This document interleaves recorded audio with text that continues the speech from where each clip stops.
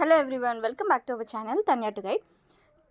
తెలంగాణలో ఇప్పుడు కొత్తగా ఇంకొక స్కీమ్ అయితే ఇంప్లిమెంట్ చేయబోతున్నారు. ఇది హెల్త్ రిలేటెడ్. ఇది గర్ల్స్కి చాలా చాలా ఇంపార్టెంట్.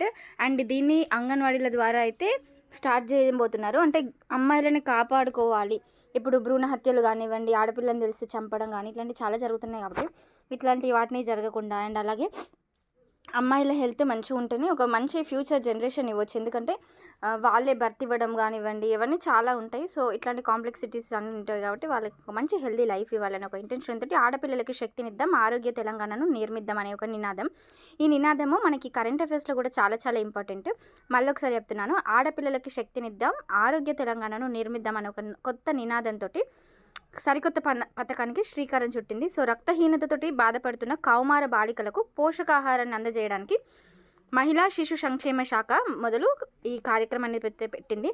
ఇందిరమ్మ అమృతం పేరుతోటి కౌమార బాలికలకు పోషకాహారం అందించేందుకు పల్లిపట్టీలు, అంటే చిక్కీస్ అంటారు కదా హైదరాబాద్ సైడ్, ఈ పల్లిపట్టీలు చిరుధాన్యాలతో తయారు చేసిన చిక్కీలను ప్రతి నెల అంగన్వాడీ కేంద్రాల ద్వారా ఉచితంగా పంపిణీ అయితే చేయనున్నట్లు తెలియజేసిండ్రు. పైలట్ ప్రాజెక్టులో భాగంగా భద్రాద్రి కొత్తగూడెం, కొమరంభీం ఆసిఫాబాద్, జయశంకర్ భూపాల్పల్లి జిల్లాని ఎంపికైతే చేసిండ్రు. జాతీయ కుటుంబ ఆరోగ్య సర్వే ప్రకారము రాష్ట్రంలో 64.7% కౌమార దశలో రక్తహీనతతోటి బాధపడుతున్నారు. చాలామంది ఎనిమిక్ పేషెంట్స్ ఉంటారనమాట. సో ఎనిమిక్ పేషెంట్స్ ఉన్న వాళ్ళు ఇప్పుడు కొంతమందికి ఈ స్కీమ్ అయితే వస్తుంది, నాకు తెలిసి అందరికీ రాదు. మిగిలిన వాళ్ళు ఏం చేయండి అంటే కొన్ని పల్లీలు కొంచెం బెల్లం రోజు కొంచెం కొంచెం క్వాంటిటీలో తీసుకోండి.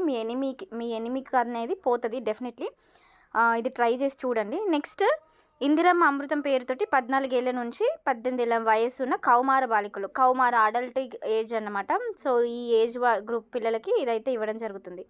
ఇది ఒక మంచి స్కీమ్. చాలామంది యంగ్ అమ్మాయిలకి ఈ స్కీమ్ బాగా హెల్ప్ అవుతుంది వాళ్ళ హెల్త్ బిల్డ్ చేసుకోవడానికి. అయితే ఎట్లా పంపిణీ చేస్తారు ఏంటి అనేది కూడా చూద్దాము.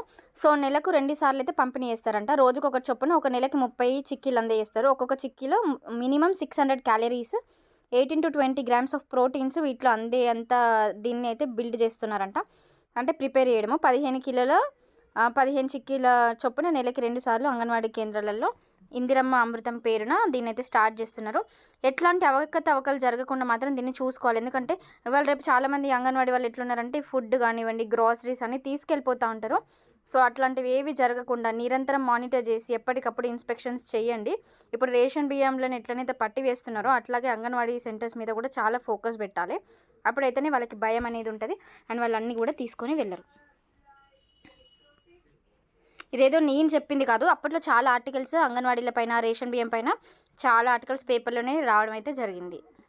సో ఏదైనా ఇది ఒక మంచి స్కీమ్ అని చెప్పుకోవచ్చు.